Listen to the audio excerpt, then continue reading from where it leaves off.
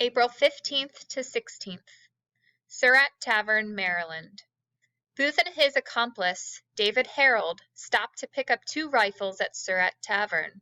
The owner, Mary Surratt, is a Confederate sympathizer. Surratt later says she knew nothing of Booth's plans, but tavern keeper John Lloyd says Surratt told him to have those shooting irons ready for Booth. Mudd Farm. Booth had broken his leg fleeing the theater. He and Harold go to the home of Dr. Samuel Mudd. Mudd, a Confederate supporter, owned slaves until Lincoln emancipated them. Mudd treats Booth's legs. He invites the fugitives to spend the night. The next day, Mudd goes into town. He learns that Lincoln has died. Now Mudd is Booth's accomplice. Booth and Harold then go to the home of another Confederate supporter, Samuel Cox. Cox leads the men to the hiding place in the woods near the Potomac River. He vows to help them escape to Virginia. To him, Booth and Harold are heroes. Cox enlists the aid of Confederate secret agent Thomas Jones. April 17th. Near Zacchaeus Swamp, Maryland. Jones wants to help the fugitives, but Union cavalry are nearby. Booth and Harold must remain in hiding. If Jones turns Booth and Harold in, he will collect a $75,000 reward, but he has sworn to support the Confederacy. No, indeed, he later recalls, my word could not be bought for 100 times that amount.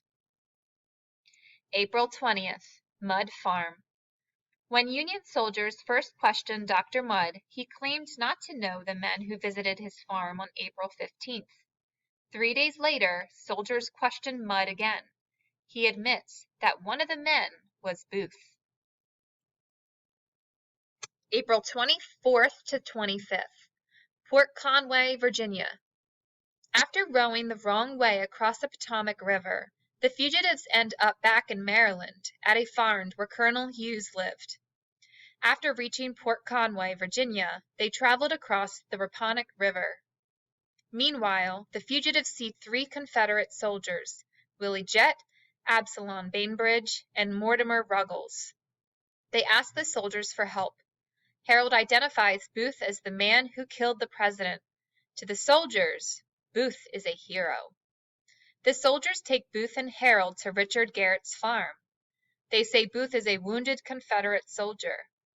Garrett agrees to let the men stay at his farm for a day or 2. On April 25th, Union soldiers learned that a man with a broken leg had crossed the river the day before with 3 Confederate soldiers, and that Willie Jett was probably headed for the Star Hotel. Soldiers capture Jett at the hotel. Scared, Jett leads the soldiers to Garrett's farm. April 26th, Garrett Farm. The cavalry arrives at the farm. The final showdown has begun. The Garretts have locked Booth and Harold in a tobacco barn. Harold surrenders, but Booth refuses to be taken alive. The troops set the barn on fire. With his gun in hand, Booth approaches the door. Sergeant Boston Corbett watches Booth through a crack in the barn wall. He aims his rifle and fires, striking Booth in the neck. The wound is fatal. The 12-day-long manhunt is over.